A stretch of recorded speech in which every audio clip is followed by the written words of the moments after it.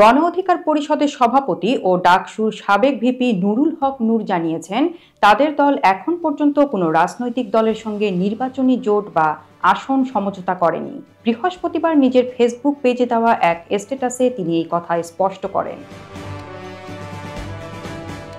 নূর স্ট্যাটাসে জানান, গণ অধিকার পরিষদের পক্ষ থেকে কোথাও কখনো বলা হয়নি তারা কোনো দলের সঙ্গে নির্বাচনী জোট বা আসন সমঝোতা করেছেন। গত এক বছরে মিডিয়ার সামনে বিভিন্ন অনুষ্ঠানে তিনি বলেছেন, তাদের কারো সঙ্গে জোট বা আসন সমঝোতা হয়নি। তিনি আরও বলেন, আসন্ন নির্বাচনের প্রস্তুতি হিসাবে তাদের দল ৩০০ আসনেই প্রার্থী দেওয়ার কাজ করছে। ইতোমধ্যে ৩৬টি আসনে প্রার্থীদের নাম ঘোষণা করা হয়েছে।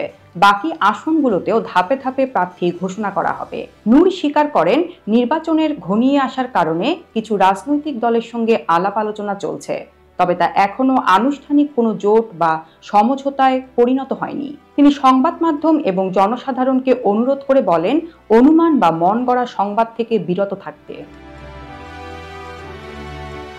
গণ অধিকার পরিষদের এই স্পষ্টকরণ রাজনৈতিক মহলে বিতর্ক ও গুজবের প্রতিক্রিয়া হিসাবে দেখা যাচ্ছে।